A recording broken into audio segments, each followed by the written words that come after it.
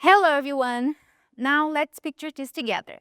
You have a vegetable garden and you want to plant tomato and pepper. And you'll be like, what would happen with the fruit productions if I plant them at the same time?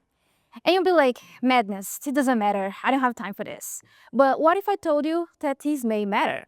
So as you guys can see in the top corner of the left side of this slide, we have two different plant species and they are flowering at different time, at different month.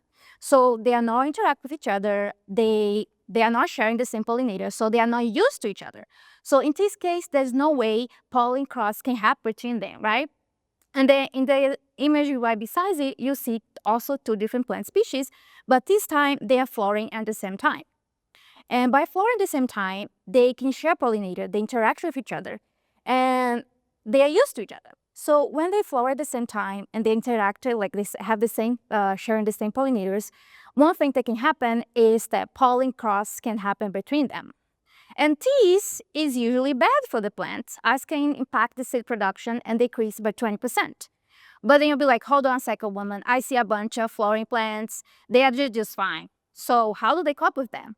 What happens is that when plants are too used to each other, they can develop tolerance to each other. And that's exactly what I tested. So as you guys can see my results, the yellow plants in my plant species. So I pair up this yellow plant with a plant they are used to it, which is represented by the pink flower.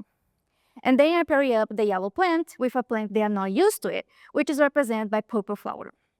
So my results show for the first time that the yellow plant was not only able to tolerate the presence of a plant they are used to it, they had an increase in the seed production, more than if the yellow plant was by themselves.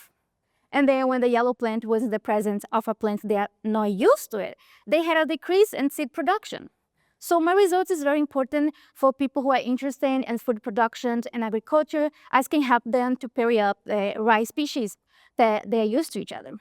So my message to you guys is that next time you go to a hiking, a botanical garden, or anywhere that you find different plant species, I want you guys to ask yourself, does this plant tolerate each other pollen? Thank you very much.